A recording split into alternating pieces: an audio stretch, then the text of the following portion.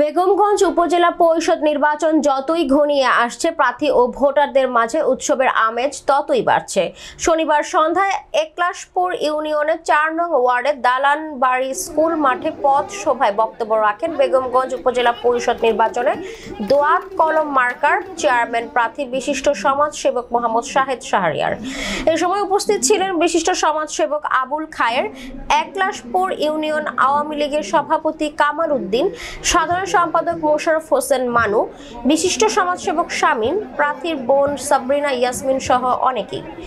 Chairman প্রার্থী মোহাম্মদ শাহেদ শাহরিয়ার আমাদের নোয়াখালী জেলার প্রতিনিধি মনির হোসেন সজীবকে বলেন, আমি যদি চেয়ারম্যান পদে নির্বাচিত হই, বেগমগঞ্জ উপজেলাকে একটি স্মার্ট উপজেলা হিসেবে রূপান্তরিত করব।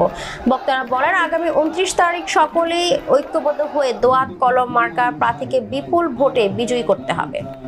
সকলেই একত্রিত হয়ে আমরা এই কেন্দ্রে শাহেদ শাহরিয়ারকে আমরা জয়যুক্ত করব।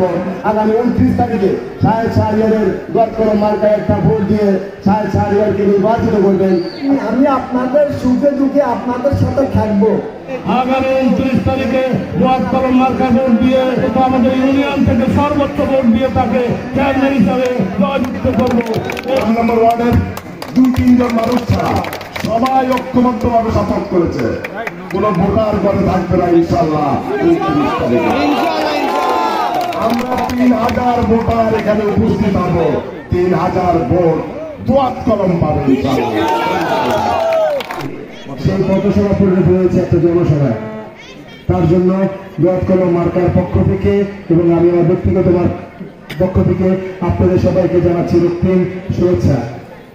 আজকের এই এমন একটা সময় আমরা একত্রিত হয়েছি, যে একত্রিত হওয়ার একটাই মাত্র কারণ, আমরা একটা স্মার্ট বেগমগঞ্জ চাই, যে স্মার্ট বেগমগঞ্জের শুরু হবে একলাশপুর থেকে।